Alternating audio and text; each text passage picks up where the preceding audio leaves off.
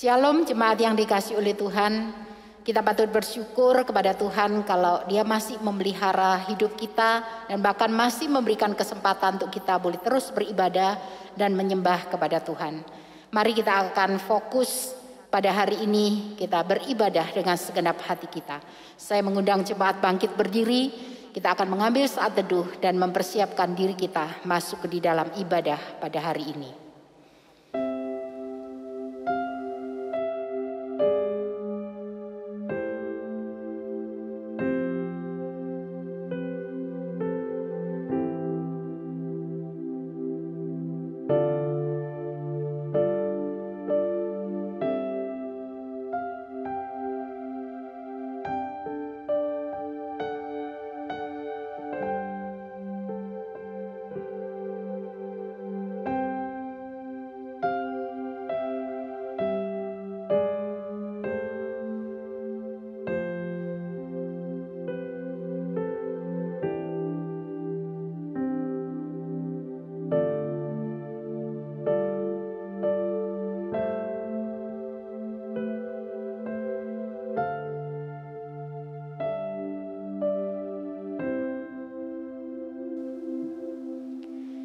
Ibadah pada hari ini kita mulai dengan satu keyakinan bahwa pertolongan kita adalah di dalam nama Tuhan yang menjadikan langit dan bumi.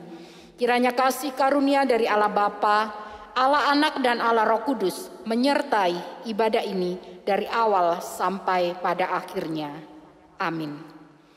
Segala puji, hormat dan kemuliaan bagi Tuhan yang sudah turun ke dalam dunia ini menyatakan kasih-Nya menjadi penebus bagi kita manusia berdosa.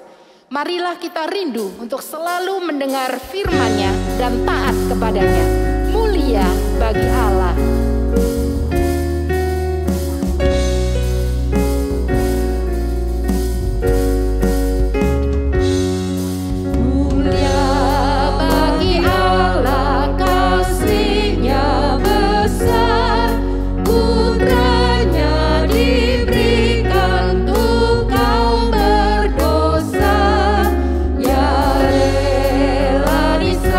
Bagi manusia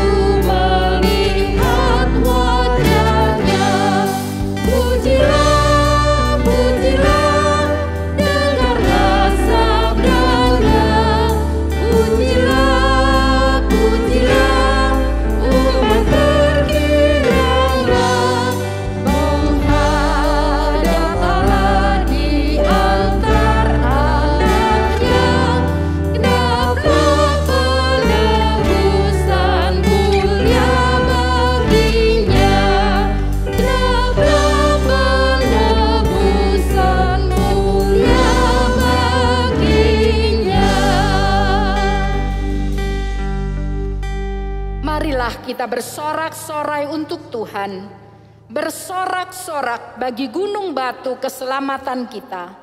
Biarlah kita menghadap wajahnya dengan nyanyian syukur, bersorak-sorak baginya dengan nyanyian Mazmur.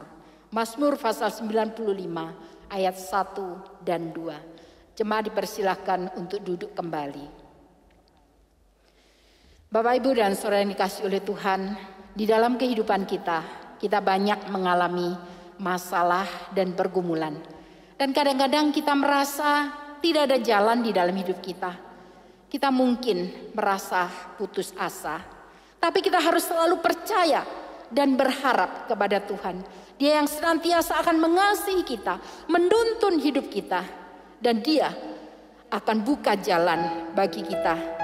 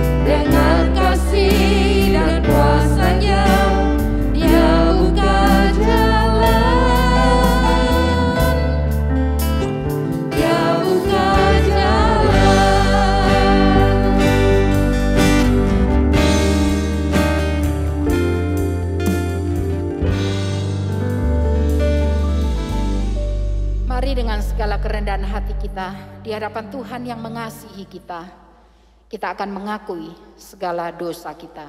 Saya mengundang kita masuk di dalam doa pengakuan dosa. Bapa kami yang ada di dalam kerajaan surga, pada hari ini kami datang di hadapan Tuhan dengan segala keberadaan kami yang tidak ada yang tersembunyi di hadapan Tuhan. Oleh karena itu ya Bapa, biarlah pada hari ini kami mengakui segala dosa kami, segala hal yang tidak berkenan kepada Tuhan, segala hal yang tidak memuliakan Tuhan, segala hal yang tidak menjadi berkat bagi orang lain. Tuhan, kami mohon ampun atas semuanya itu, supaya ketika kami datang beribadah kepada Engkau pada hari ini, kami adalah pribadi-pribadi yang dilayakkan di hadapan Tuhan, yang Tuhan berkenan. Sehingga segala sesuatu yang kami lakukan sebagai ibadah kami pada hari ini boleh memuliakan Tuhan, boleh menyenangkan hati Tuhan, karena tidak ada dosa yang menghalangi. Terima kasih ya Tuhan untuk anugerah pengampunan-Mu bagi kami semua. Dan biarlah kami serahkan hidup kami selanjutnya, supaya kami lebih berkenan kepada Tuhan. Tuhan kuatkan, Tuhan tolong, dan kami bersyukur untuk anugerah pengampunan-Mu bagi kami semua. Di dalam nama Yesus kami berdoa. Amin. Dengarkanlah berita anugerah bagi setiap kita yang terambil dari Mazmur pasal 32. Ayat yang kelima berbunyi demikian. Dosaku kuberitahukan kepadamu dan kesalahanku tidaklah kusembunyikan. Aku berkata, aku akan mengaku kepada Tuhan pelanggaran-pelanggaranku, dan Engkau mengampuni kesalahan karena dosaku. Saya mengundang jemaat untuk bangkit berdiri, dan biarlah setiap kita yang sudah menerima pengampunan daripada Tuhan, dengarkanlah petunjuk hidup baru bagi kita semua yang terambil dari Yohanes pasal 13 ayat 34 berbunyi demikian. Aku memberikan perintah baru kepada kamu, yaitu supaya kamu saling mengasihi. Sama seperti aku telah mengasihi kamu, demikian pula kamu harus saling mengasihi. Mari kita akan bersama-sama dengan orang percaya di sepanjang zaman dan juga gereja Tuhan di segala abad. Kita akan mengikrarkan pengakuan iman kita seturut dengan pengakuan iman rasuli yang berbunyi demikian. Aku percaya kepada Allah, Bapa yang Maha Kuasa, Khalik langit dan bumi, dan kepada Yesus Kristus, anaknya yang tunggal Tuhan kita, yang dikandung dari Roh Kudus, lahir dari anak darah Maria, yang menderita sengsara di bawah pemerintahan Pontius Pilatus, disalibkan, mati dan dikuburkan, turun ke dalam kerajaan maut. Pada hari yang ketiga bangkit pula dari antara orang mati, naik ke surga, duduk sebelah kanan Allah, Bapa yang Maha Kuasa, dan dari sana ia akan datang untuk menghakimi orang yang hidup dan yang mati. Aku percaya kepada Roh Kudus, gereja yang kudus dan am, persekutuan orang kudus, pengampunan dosa, kebangkitan tubuh, dan hidup yang kekal. Amin. Jemaat dipersilahkan untuk duduk kembali. Mari kita akan bersama-sama mempersiapkan hati kita. Kita akan mendengarkan firman Tuhan yang akan disampaikan oleh Pendeta Krishna K. Yuda. Shalom, selamat pagi Bapak Ibu dan Saudara yang dikasihi oleh Tuhan Yesus Kristus. Izinkan saya untuk mengucapkan selamat Paskah untuk kita semua. Kiranya sukacita Paskah karena Yesus bangkit senantiasa memberikan kekuatan baru untuk kita melangkah di dalam iman di tengah-tengah dunia ini. Mari kita bersama-sama berdoa sebelum kita membaca dan merenungkan firman Tuhan. Bapa di dalam surga, terima kasih untuk setiap kekuatan, kesehatan yang Tuhan berikan bagi kami sampai dengan hari ini. Kami boleh tetap ada sampai dengan hari ini. Kami boleh menjalani hidup kami sampai dengan detik ini. Semua semata-mata karena anugerah pimpinan penyertaan Tuhan yang nyata di dalam hidup kami. Saatnya di dalam ibadah kami pada pagi hari ini ya Tuhan, kami akan bersama-sama membaca serta merenungkan firman-Mu. Kami mohon pimpinan pertolongan Roh Kudus-Mu menuntun menolong setiap kami, supaya setiap perkataan kebenaran firman Allah benar-benar boleh kami terima, kami yakini, dan kami kerjakan, kami lakukan di dalam hidup kami sehari-hari. Terpujilah nama-Mu Bapa, di dalam nama Tuhan kami, Yesus Kristus kami berdoa. Amin. Perenungan firman Allah pada pagi hari ini kita akan baca di dalam kitab Kisah Para Rasul pasal yang ke-6 ayat 1 sampai dengan ayat yang ke-7.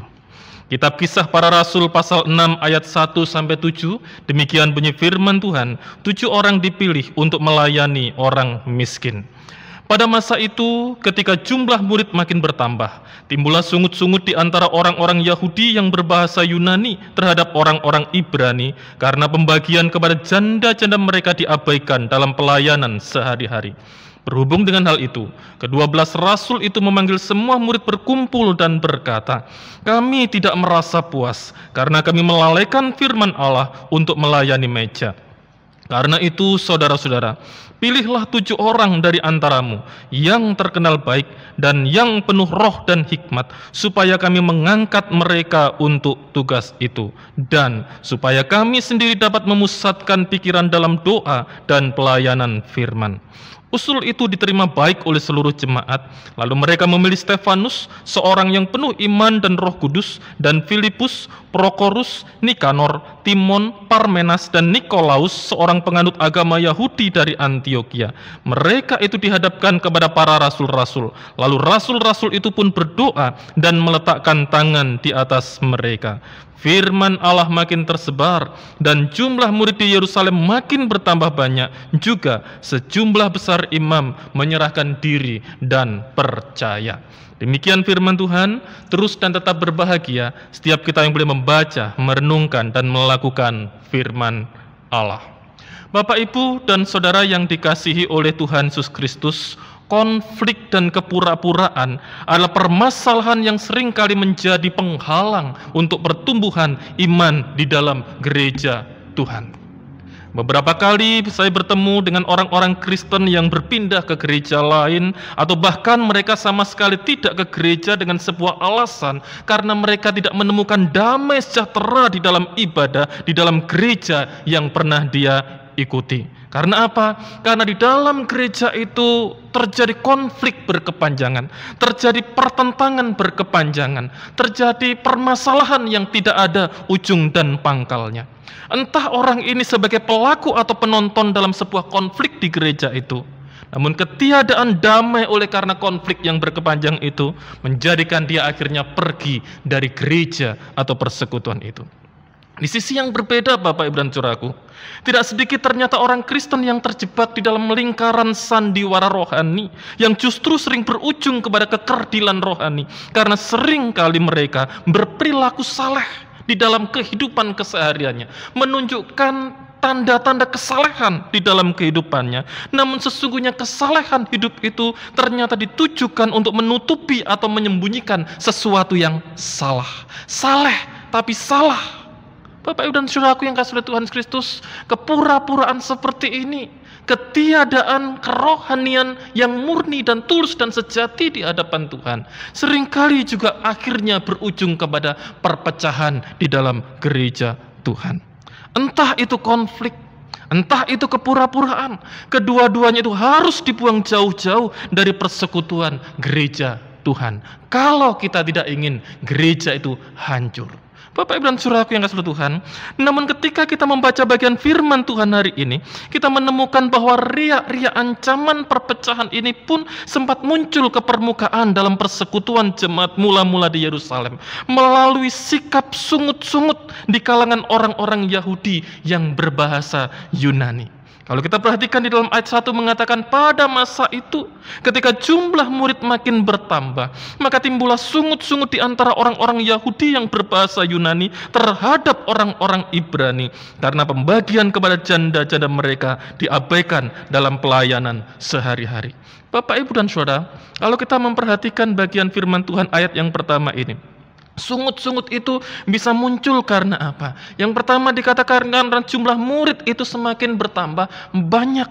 Sangat mungkin ketika jumlah orang yang dilayani, jumlah orang yang bergabung dalam sebuah komunitas persekutuan jemaat mula-mula itu semakin bertambah banyak, maka sangat mungkin adanya perasaan yang kurang terperhatikan.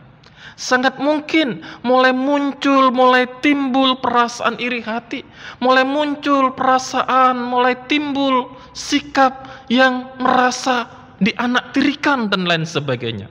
Bapak, Ibu, dan Saudara yang kasih Tuhan, jumlah murid yang semakin banyak itu didukung dengan adanya kelompok orang-orang Yahudi yang berbahasa Yunani, menunjuk kepada orang-orang Yahudi yang pernah tinggal di luar Yerusalem, namun kemudian mereka masuk di situ bergabung bersama-sama menjadi komunitas jemaat Tuhan.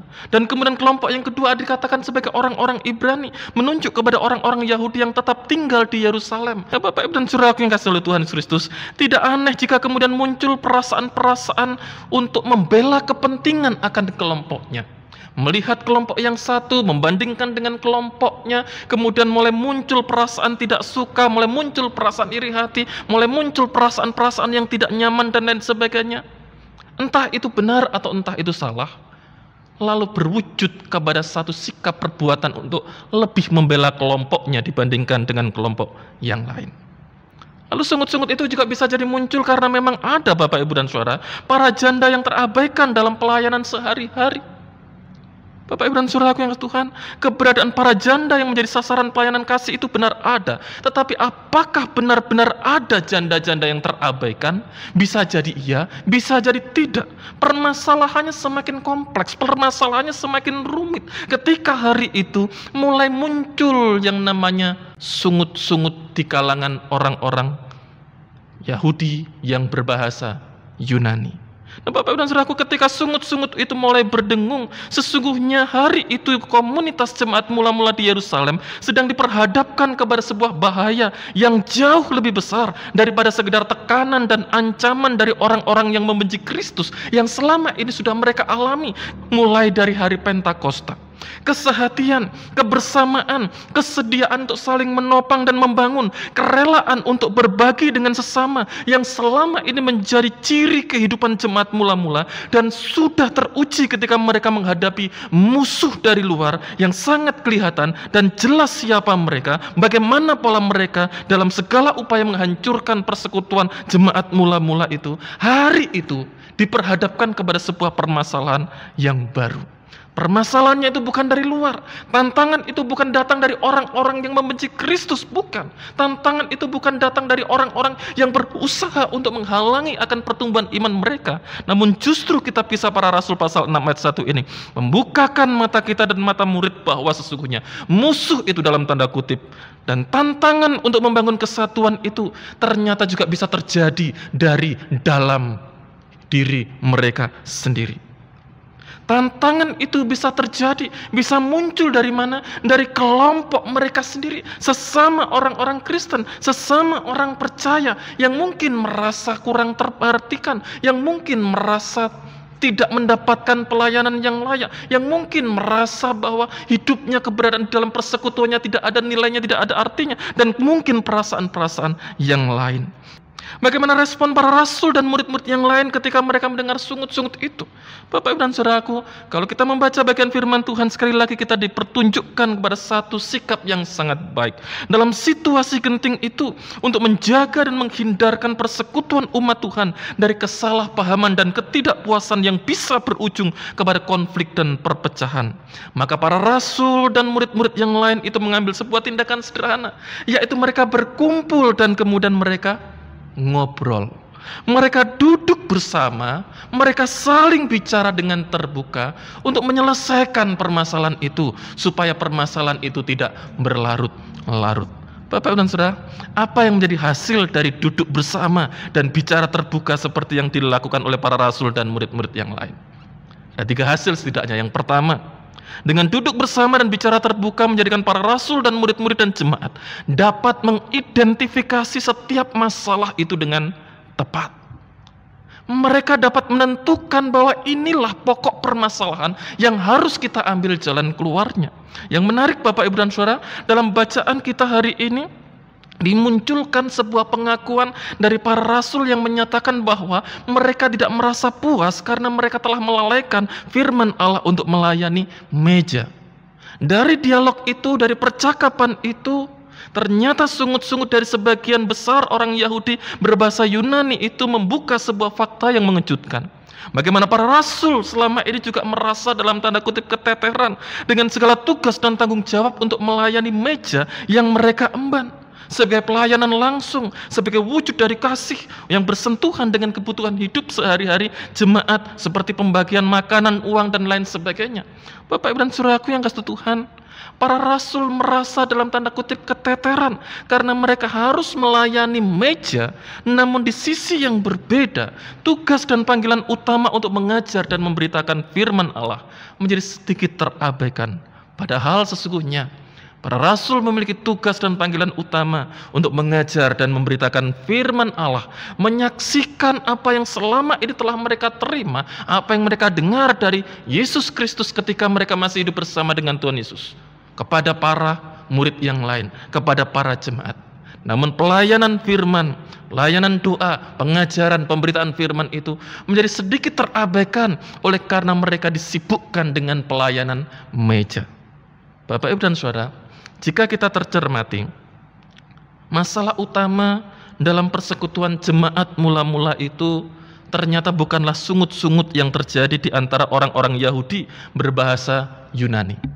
Masalah utamanya juga bukan karena ada janda-janda yang merasa terabaikan, atau masalah utamanya juga bukan para rasul yang merasa tidak bisa melayani dengan baik dan adil. Semua ini adalah fenomena-fenomena yang kelihatan, yang muncul ke permukaan. Tetapi ada satu masalah yang paling mendasar yang harus segera diselesaikan, yaitu apa? Yaitu kurang efektifnya pelayanan dan persekutuan jemaat mula-mula, karena mereka semua sangat bergantung kepada tokoh atau figur para rasul. Masalah inilah yang menjadi masalah utama yang harus segera dicarikan jalan keluar, supaya pada akhirnya semua pelayanan bisa berjalan dengan seefektif, seefisien mungkin. Para rasul, para murid, dan jemaat duduk bersama, ngobrol bersama, terbuka untuk mencari dan mengidentifikasi permasalahan dengan tepat. Belajar dari para rasul dan jemaat mula-mula ini, Bapak, Ibu, dan Saudara yang dikasihi Tuhan. Di dalam mereka menjaga kesatuan dan keutuhan tubuh Kristus, mari kita pun juga bersedia untuk bersikap jujur dan terbuka dalam segala sisi kehidupan yang kita jalani. Karena hal itulah, keterbukaan itulah yang akan menolong setiap kita untuk bisa mengidentifikasi dengan tepat setiap masalah yang terjadi dalam proses pendewasaan iman kita secara akurat. Setiap kita pasti pernah ke dokter. Punya sakit tertentu, kita datang ke dokter, dan setiap kita pasti ketika datang ke dokter, dokter yang baik itu akan bertanya sedetil-detilnya, akan menggali informasi sebanyak-banyaknya tentang apa yang kita rasakan, apa yang kita keluhkan. Dan di situ butuh keterbukaan kita, butuh kejujuran kita, untuk kita mengakui apa yang terjadi dengan tubuh kita, apa yang kita rasakan. Supaya apa? Supaya dokter bisa mendiagnosa secara tepat, menentukan secara tepat apa yang menjadi sumber penyakit atau kelemahan tubuh yang ada di dalam diri kita. Atau di sisi yang berbeda, ketika kita memiliki sebuah pergumulan, kita datang ke seorang konselor, kita konseling, apa yang dibutuhkan? Sama yang dibutuhkan. Kesediaan kita untuk membuka diri kita selebar-lebarnya, seluas-luasnya, supaya sang konselor itu bisa mengidentifikasi apa yang selama ini menjadi permasalahan pergumulan hidup kita, sehingga dia bisa menolong, dia bisa menunjukkan jalan keluar yang terbaik untuk kita lakukan. Kejujuran untuk berkata, ya, saya sedang ada dalam masalah, saya sedang berjuang untuk keluar dari masalah itu. Kesediaan untuk dengan rendah hati mau menyebutkan masalah dan pergumulan itu sesungguhnya akan menolong banyak pihak. Pertama, akan menolong setiap kita yang sedang berjuang dan bergumul itu untuk mendapatkan kelegaan, karena kita tahu bahwa kita tidak sedang memikul beban berat itu seorang diri. Ada orang yang mau secara terbuka menerima dan siap untuk mendukung kita. Di sisi yang berbeda, kesediaan untuk kita terbuka dan dengan jujur mengungkapkan apa yang menjadi beban pergumulan hidup kita ketika kita menjalani hidup perjuangan sebagai seorang murid Kristus, itu juga menolong saudara kita, orang yang ada dekat kita, yang bersedia untuk menolong kita, untuk mereka bisa secara spesifik menentukan apa nanti yang bisa aku bantu, apa kira-kira yang bisa aku doakan. Bapak, Ibu, dan saudaraku yang kasih Tuhan Kristus, kesediaan duduk bersama, terbuka dengan jujur, mengungkapkan permasalahan yang sedang dihadapi itu akan menolong setiap kita mengidentifikasi permasalahan dengan tepat. Dan bukan hanya itu, Bapak, Ibu, dan saudaraku, duduk bersama, ngobrol bersama secara terbuka, ketika masalah itu sudah teridentifikasi dengan tepat, maka hasil yang kedua pasti adalah apa? Kita bisa bersama-sama menentukan akan solusi atau jalan keluar yang terbaik yang bisa kita lakukan. Ini yang terjadi, Bapak dan Saudaraku, ketika para rasul sudah mengungkapkan akan keterbatasannya, ketika jemaat itu mulai sudah mengungkapkan akan segala apa yang menjadi pergumulan, kesulitan, kesalahpahaman dan lain sebagainya. Setelah permasalahan itu teridentifikasi dengan tepat bahwa masalahnya itu ada di dalam sisi kekurang efektifan pelayanan yang terjadi hari itu, karena mereka sangat bergantung kepada para rasul. Rasul-rasul kemudian memberikan sebuah solusi yang terbaik sesuai dengan firman Allah. Di dalam ayat yang ketiga sampai dengan ayat 4 mengatakan, oleh karena itu saudara-saudara, pilihlah 7 orang dari antaramu yang terkenal baik dan yang penuh roh dan hikmat, supaya kami mengangkat mereka untuk tugas itu, dan supaya kami sendiri dapat memusatkan pikiran dalam doa dan pelayanan firman. Para rasul mencari dan membangun solusi di atas kebenaran firman Allah, bukan di atas kepentingan dan kebenaran pribadi. Kalau kita memperhatikan, jelas dikatakan, saudara-saudara, ini masalah kita. Karena itu untuk supaya pelayanan bisa berjalan dengan efektif, ayo sekarang pilihlah 7 orang. Dan jangan sembarangan milih 7 orang itu. Syaratnya jelas, 7 orang itu adalah orang yang terkenal baik, yang memiliki reputasi yang baik, perilaku yang baik, dikenal sebagai orang yang baik di antara kamu. Dan kemudian jangan lupa, supaya dikatakan apa? Orang yang kamu calonkan, orang yang kamu pilih itu adalah orang-orang yang benar-benar penuh dengan roh dan hikmat, memiliki kerohanian yang baik, bukan hanya reputasi dan nama baik yang ada, tetapi benar-benar memiliki tingkat kerohanian yang baik. Supaya apa? Mereka bertuju nanti akan mengemban tugas pelayanan meja, sementara nanti kami akan memfokuskan, memusatkan diri kepada pelayanan doa dan firman. Bapak, Ibu, dan Saudara, solusi terbaik disampaikan oleh para rasul. Dan kita temukan dalam ayat yang kelima dan 6, bagaimana respon jemaat ketika menerima solusi itu. Ayat 5-6 mencatat seperti ini. Usul itu diterima baik oleh seluruh jemaat. Lalu mereka memilih Stefanus, mereka memilih Filipus, Prokorus, Nikanor, Timon, Parmenas, dan Nikolaus. Dan kemudian mereka dihadapkan kepada para rasul-rasul itu. Lalu rasul-rasul itu pun berdoa dan meletakkan tangan di atas mereka. Usul itu dianggap baik, lalu mereka mengerjakan. Tidak ada alasan untuk jemaat menolaknya, tidak ada alasan untuk jemaat membantahnya. Karena apa? Karena solusi yang terbaik itu dibangun di atas kebenaran sejati. Bukan untuk membela kepentingan kelompok tertentu, bukan untuk membela para rasul, bukan membela kelompok orang Yahudi, bukan membela kelompok orang-orang Yahudi berbahasa Yunani, tidak. Tetapi kebenaran firman Allah yang ditegakkan untuk menyelesaikan akan permasalahan, sedikit kesalahpahaman yang terjadi di antara mereka. Menariknya Bapak, Ibu, dan Saudaraku yang kasih Tuhan, 7 orang yang dipilih itu ternyata berasal dari golongan orang-orang Yahudi yang berbahasa Yunani. Hal ini nampak dari nama-nama Yunani yang dimiliki oleh 7 orang itu. Nah, Bapak, Ibu, dan Saudaraku yang kasih oleh Tuhan Yesus Kristus, sampai di titik ini sesungguhnya kita sedang diajar untuk tidak hanya berani terbuka mengungkapkan masalah dan pergumulan kita, tapi kita juga harus berani untuk terbuka menerima dan melakukan jalan keluar yang diberikan oleh Tuhan untuk menyelesaikan masalah hidup kita. Kembali ke contoh ketika kita datang ke dokter. Kita sudah terbuka, kita sudah ngomong segala sesuatunya. Dokter sudah bisa mengidentifikasi, sudah bisa mendiagnosa dengan tepat sumber penyakit, sumber masalah kelemahan tubuh kita. Lalu kemudian dokter memberikan obat yang tepat, obat yang terbaik untuk menyelesaikan sakit penyakit kita. Akan menjadi masalah kalau apa? Kalau begitu kita pulang, kita melanggar semua yang dikatakan oleh dokter itu. Mungkin kita nggak mau minum obat, obatnya ada 5, kita minum cuma 2. Nggak boleh makan ini, nggak boleh makan itu, kita langgar.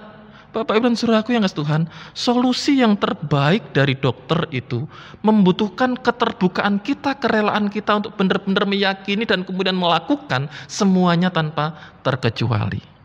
Demikian juga Bapak, Ibu, dan Saudara, di dalam kita membangun kesatuan dan keutuhan tubuh Kristus. Kita diajar dengan segala masalah yang kita hadapi, tantangan yang kita hadapi. Kita bisa terbuka. Namun kalau kita tidak terbuka kepada solusi yang diberikan untuk menolong kita keluar dari masalah kita, permasalahan itu tidak akan pernah bisa terselesaikan. Setiap kita sebagai anggota jemaat tubuh Kristus harus benar-benar bersedia merendahkan diri kita, merendahkan hati kita, untuk kita melakukan apa yang baik dan benar, bukan hanya untuk diri kita sendiri, tetapi apa yang baik dan benar menurut apa kehendak dan rencana Tuhan. Jangan kita menjadi orang-orang yang suka ngeyel, yang sakar PDW, serta merasa paling pintar dan paling benar sampai berani melawan kebenaran dan kehendak Allah ketika kita diperhadapkan kepada sebuah permasalahan hidup ini. Ingat Bapak dan Saudaraku, ada begitu banyak kisah-kisah perpecahan yang terjadi dalam gereja dari masa ke masa, yang sering kali terjadi bukan karena mereka tidak siap terbuka untuk mengatakan permasalahannya, namun lebih sering karena apa? Mereka tidak mau terbuka menerima solusi yang ditawarkan untuk kebaikan bersama. Oleh karena egonya, oleh karena perasaan tinggi hatinya, oleh karena merasa dia paling berkuasa, dia paling kaya dan lain sebagainya, harus didengar dan diikuti segala yang mau oleh dia. Bapak dan Saudara yang Tuhan Yesus Kristus, gereja bisa pecah oleh karena sikap-sikap egois orang-orang yang tidak mau terbuka menerima kebenaran, jalan keluar yang terbaik dari Tuhan. Yang ketiga Bapak dan Saudaraku, apa hasilnya? Ketika para murid bersama dengan rasul, bersama dengan seluruh jemaat, mereka sudah mengambil sebuah kesepakatan keputusan bersama untuk memilih 7 orang, dan kemudian 7 orang itu sudah didoakan, ditumpangi tangan oleh para rasul. Apa yang terjadi? Jemaat dapat melayani Tuhan dengan lebih baik lagi. Hasil yang luar biasa yang bisa didapatkan adalah pelayanan itu bisa berjalan secara efektif dan efisien, dan hasil nyata yang didapat adalah jumlah murid itu makin bertambah banyak. Ini hasil nyata Bapak dan Saudaraku. Ketika para rasul dan jemaat berani terbuka mengungkapkan masalah dan terbuka untuk bersama melakukan jalan keluar yang terbaik. Di dalam ayat yang ke-7 dicatat, firman Allah itu makin tersebar. Jangkauan pelayanan itu semakin luas, khususnya jangkauan pelayanan kepada orang-orang Yahudi di Yerusalem yang berbahasa Yunani. Mereka semakin terbuka kepada kebenaran Injil, firman Allah. Bisa kita perhatikan dalam kisah-kisah selanjutnya, kitab Kisah Para Rasul pasal 6 dan seterusnya. Jangkauan pelayanan itu semakin terbuka lebar. Kemudian dikatakan dan jumlah murid di Yerusalem makin bertambah banyak. Otomatis karena jangkauan pelayanan itu semakin luas, firman Allah semakin tersebar, ada banyak orang semakin menerima, mendengar berita Injil Tuhan itu sendiri, maka ada banyak orang yang percaya dan jumlah muridnya juga semakin bertambah banyak, khusus di Yerusalem saja. Dan ketika dikatakan apa? Yang menarik luar biasanya adalah sejumlah besar imam menyerahkan diri dan percaya. Para imam yang selama sekian waktu mereka berusaha untuk menghambat pertumbuhan kekristenan, menghambat gereja Tuhan. Para imam yang selama ini mungkin mereka memposisikan diri sebagai musuh dari orang-orang percaya jemaat mula-mula. Seiring berjalannya waktu, seiring pelayanan yang bisa berkembang dengan baik, pelayanan yang tertata dengan baik, ada pembagian tugas dengan baik, maka sejumlah besar imam itu menyerahkan diri dan percaya. Bapak Ibu dan Saudaraku, perhatikan hasil dan buah yang spektakuler ini pun bisa terjadi di dalam kehidupan kita. Hasil dan buah yang spektakuler yang terjadi pada jemaat mula-mula itu terjadi oleh karena apa? Oleh karena mereka belajar membangun persekutuan dalam Kristus dengan prinsip saling terbuka, tanpa kepura-puraan, dan tetap menjunjung kebenaran Allah di atas segalanya. Dan jika kita mau mundur sedikit ke belakang Bapak Ibu dan Saudaraku, saat dimana Yesus menampakkan diri kepada murid-muridnya setelah kebangkitannya, bukankah kita temukan bahwa keterbukaan para murid itu adalah awal dari pemulihan dan kebangkitan mereka di dalam mengikut dan melayani Tuhan? Thomas, seorang yang peragu, seorang yang tidak bisa percaya kepada kebangkitan Yesus kalau dia tidak bisa melihat dan tidak mencucukkan jari ke tangan bekas paku Yesus. Akhirnya dengan segala keterbukaannya, berjumpa dengan Yesus, dia mengakui akan keterbatasannya, jujur dengan keraguannya. Dia mendapatkan pemulihan di dalam Kristus. 2 orang murid yang dalam perjalanan ke Emmaus, jujur dengan ketidakpekaannya akan kehadiran Yesus. Mereka pun akhirnya juga dipulihkan untuk kembali semangat melayani Tuhan setelah mereka berjumpa dengan Yesus. Bahkan Petrus pun, Bapak Ibu dan Saudaraku, juga jujur dengan segala kegagalannya. Dan ketika dia jujur di hadapan Tuhan, Tuhan, Engkau tahu segala sesuatu. Engkau tahu betapa aku mengasihi Engkau meskipun aku telah gagal. Di dalam kejujurannya itu, perjumpaan dengan Yesus menjadikan dia akhirnya dibangkitkan kembali semangatnya untuk mengiring, mengikut, dan melayani Tuhan. Hari ini kita ada di tengah-tengah gereja Tuhan. Kita hidup bersama-sama dalam persekutuan sebagai sesama umat Tuhan, dengan berbagai macam latar belakang yang berbeda, dengan berbagai macam keinginan, perasaan, pergumulan yang berbeda satu dengan yang lain. Mari belajar dari jemaat mula-mula ketika mereka menghadapi riak-riak permasalahan itu. Kita bangun persekutuan dan kesatuan tubuh Kristus dengan saling percaya, dengan saling mendukung, dengan saling menguatkan di antara sesama umat Tuhan. Mari terbukalah. Amin. Mari kita berdoa. Tuhan Yesus, terima kasih untuk firman-Mu hari ini. Mengajar, mengingatkan setiap kami, untuk kami terus boleh belajar menjalani hidup kami, membangun kesatuan keutuhan tubuh Kristus dengan prinsip saling terbuka. Karena dengan saling terbuka itulah kami boleh menemukan akan permasalahan pergumulan hidup kami dengan tepat, mencari solusi yang tepat, dan bahkan bisa membuat kami, mengajar kami untuk melayani Tuhan dengan lebih baik lagi. Tuhan, tolong setiap kami anak-anak-Mu, untuk kami tidak hidup seorang diri, untuk kami tidak mempertahankan kebenaran diri kami sendiri. Namun biarlah setiap kami anak-anak-Mu belajar untuk menyenangkan Tuhan, melakukan yang baik dan benar untuk kemuliaan nama Tuhan. Persatuan, kesatuan tubuh Kristus yang Tuhan sudah berikan dalam kehidupan kami. Biar kami boleh jaga dan pelihara dengan sikap saling terbuka, saling menghargai, saling menopang, saling mendukung, saling membangun satu dengan yang lain. Di dalam nama Tuhan kami, Yesus Kristus, kami berdoa. Amin. Kita adalah orang-orang yang sudah dipersatukan di dalam Tuhan. Karena itu mari kita saling menguatkan dan saling membangun di dalam iman. Saya mengajak kita menyanyikan lagu Serikat Persaudaraan sambil kita memberikan persembahan.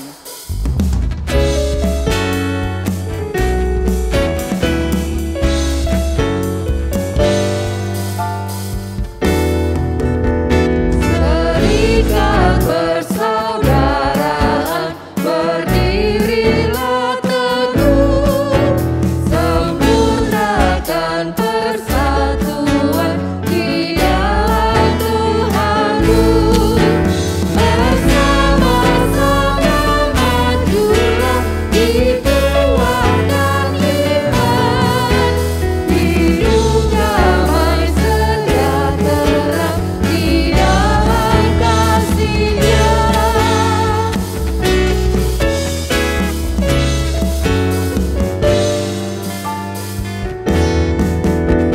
Serikatmu tetap teguh di atas alasan, yaitu satu Tuhanmu dan satulah iman, dan satu juga baptisan dan Bapa satulah, yang olehmu sekalian dipuji disembah.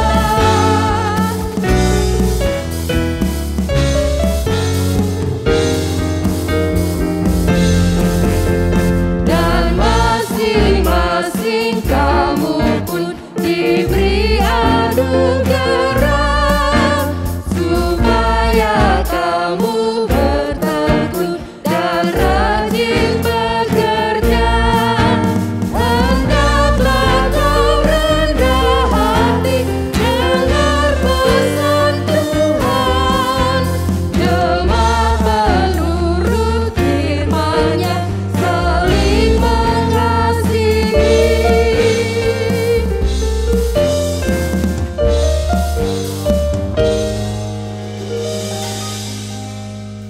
Mari kita akan bersama-sama masuk di dalam doa persembahan sekaligus doa syafaat. Saya akan memimpin di dalam doa, kita bersama-sama berdoa.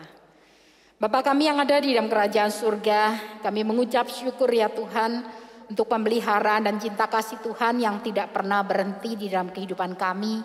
Sehingga walaupun di masa-masa yang tidak mudah ini Tuhan, kami tetap melihat kasih setia Tuhan yang tidak pernah berubah. Dan pada hari ini Tuhan kami membawa persembahan kami kepada Engkau. Biarlah persembahan ini sungguh kami berikan dengan penuh ucapan syukur. Supaya dengan demikian ya Tuhan persembahan kami boleh berkenan kepada Tuhan. Dan Tuhan memberkatinya dan Tuhan memakainya untuk pekerjaan-Mu di gereja ini. Bapa di surga, pada saat ini kami juga mengucap syukur Tuhan untuk GKT Jemaat 3 Malang yang sudah Tuhan berikan bagi kami sebagai satu tempat di mana kami boleh menjadi satu tubuh di dalam Kristus, boleh kami bersama-sama saling membangun di dalam iman kami. Oleh karena itu biarlah hati kami sungguh mengasihi Tuhan dan mengasihi gereja ini, dan kami juga saling mengasihi satu dengan yang lain. Supaya dengan demikian ya Bapa, melalui GKT 3 ini kami akan bersama-sama bertumbuh, saling menguatkan, saling membangun di dalam iman kami. Bapa, pada saat ini kami juga bersama-sama berdoa untuk jemaat Tuhan yang pada saat ini mungkin juga mengalami banyak pergumulan di dalam hidup mereka karena masalah kesehatan, masalah pekerjaan, masalah yang terjadi yang mungkin membuat mereka khawatir, takut, dan juga mungkin mereka merasa tidak ada jalan. Tetapi ya Bapa, biarlah kami semua tetap berharap kepada Tuhan supaya mereka semua dikuatkan, dan kami percaya Tuhan akan menolong keadaan mereka satu persatu. Tuhan membuka jalan, Tuhan menilik mereka, dan Tuhan sungguh-sungguh akan menguatkan mereka. Pada akhirnya Bapa, kami juga serahkan bangsa dan negara kami Indonesia ke dalam tangan kuasa-Mu. Tengah-tengah begitu banyak hal yang terjadi, pandemi yang belum selesai, juga ada bencana alam yang terjadi di NTT, dan juga masalah perekonomian sosial dan lain sebagainya. Tuhan, kami sungguh hanya berharap kepada Engkau. Kami serahkan pemerintahan kami Tuhan, berikan kepada mereka hikmat, supaya semuanya ini boleh diatasi, dan semuanya ini juga boleh diselesaikan. Dan kami percaya dengan pertolongan Tuhan, dengan kemurahan Tuhan, sungguh Tuhan, negara ini akan ditolong oleh Tuhan, dilawat oleh Tuhan. Dan setiap kami melihat kasih sayang Tuhan, walaupun tidak mudah, tapi kami boleh dikuatkan melewati semuanya ini. Terima kasih ya Tuhan, inilah doa kami Bapa, di dalam nama Yesus kami berdoa. Amin. Saya mengundang jemaat untuk bangkit berdiri. Kita akan mengakhiri ibadah kita pada hari ini dengan mengembalikan segala kemuliaan bagi Tuhan. Kita nyanyikan doksologi, doa berkat akan disampaikan oleh Pendeta Andrew, dan kita tutup dengan pujian. Amin.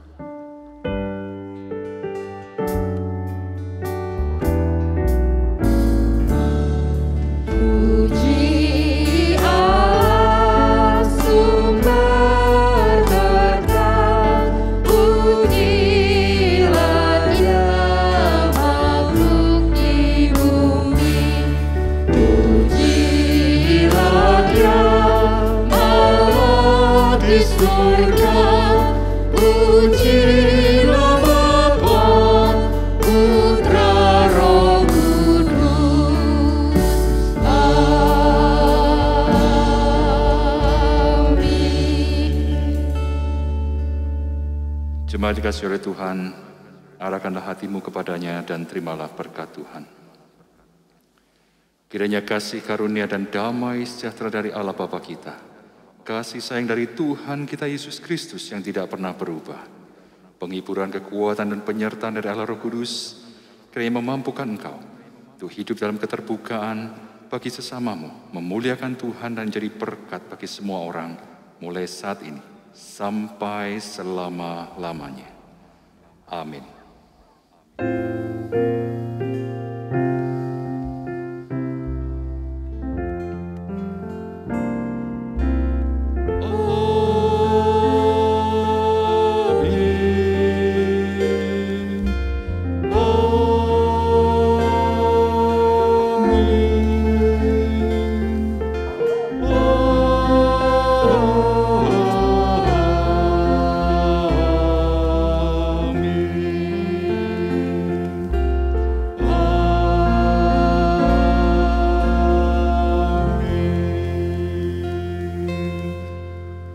Saat teduh ibadah selesai, Tuhan Yesus memberkati.